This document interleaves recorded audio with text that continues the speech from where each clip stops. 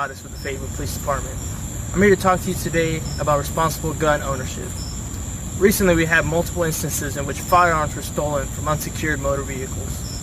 There have been cases in the past where these same stolen firearms have been linked to violent crimes such as robberies and homicides. Please ensure that you're doing your part in being a responsible gun owner by taking the necessary steps to properly secure your firearm. Taking the time to properly secure your weapon will help keep firearms out of the hands of thieves and off the streets. This will help create a safer community for us all. Thank you for your time, and for more tips and information, please visit faypd.com.